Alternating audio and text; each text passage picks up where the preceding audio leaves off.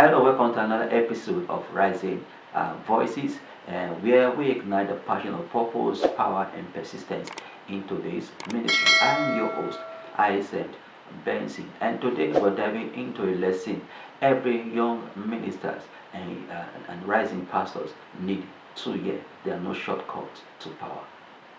Let me take you back to a profound testimony shared by Apostle Johnson Suleman, a story that shook me and one that should shake every minister who's serious about walking in the supernatural. Apostle Suleman recounted how a close pastor friend came to visit him with his wife. Tragically, during the visit, the pastor's wife died. It was sudden, it was shocking, and it could have been final. But what followed was not ordinary. Instead of panicking or giving up, Apostle Suleiman and his pastor friend did what many today would avoid. They prayed not once, not a 2 minutes term, but they prayed continuously, persistently, and restlessly. They prayed for 3 whole days, and then on the third day, she came back to life. This wasn't a magic show. It wasn't type. It was a demonstration of what happened when faith meets consistency in the secret place of prayer. I'm not sure I've told anyone this story. This is the first time I'm saying it. What drove me into the supernatural? I couldn't fast. Okay, I did till 5 p.m. So I tried.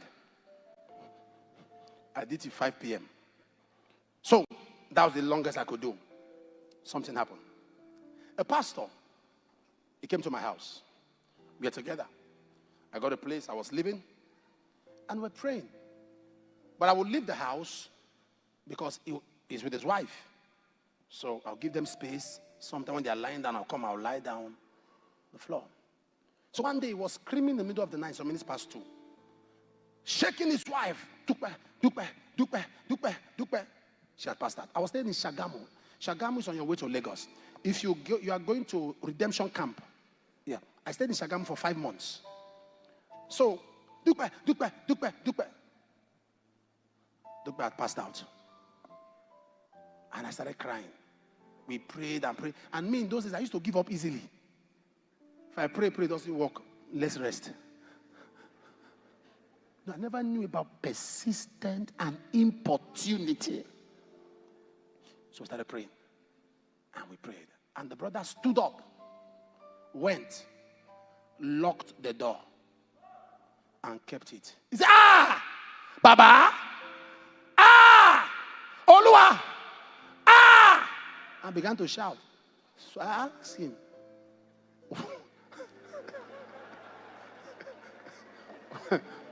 why? I understand, Baba. I understand. Olua, why you locked up? Why you? No, I understand, Baba. I understand. If you know, I know a lot of Yoruba songs and all that. I was gravitating towards the west because I was in Shagamu. So I understand, Baba. So why he was praying, I tap him.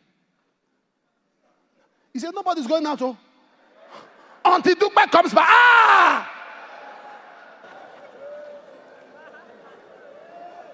This was on Minister 3. We began to pray. We began to pray. We began to pray. We prayed till the whole evening. She was cold. This brother, he will pray. We'll get to a point. He will sit down. I said, what is this?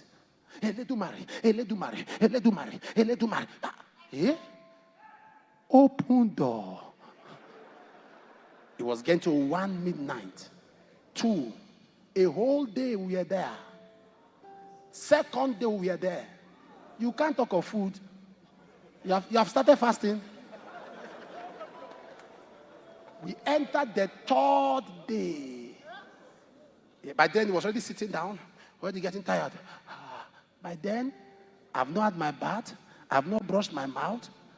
I was just looking at him. It got to a point I was looking at him as he was walking about. We were looking at him like that. Strength came on me. That third day, strength came on me. I saw myself. That's why I told somebody, I said, my first 3 days dry fasting was under pressure. It wasn't willingly. God knew that if they let this one continue like it will be useless to the kingdom. Call somebody home. Let him be there. Spend time. Call the person back. The third day she came back to life. From that day till now, I don't think there's pastors who have not hosted me here. Now, let me speak to the young generation of ministers, pastors, and believers. We live in an era obsessed with result without process. We want power, but we don't want prayer. We want crowds, but not consecration. We want miracles, but no time for intercession. But let the story be a divine reminder. The supernatural is not for the lazy. It is not for those looking for a shortcut. It is for those willing to tarry, to wrestle, to weep, and wait in the presence of God until something shifts.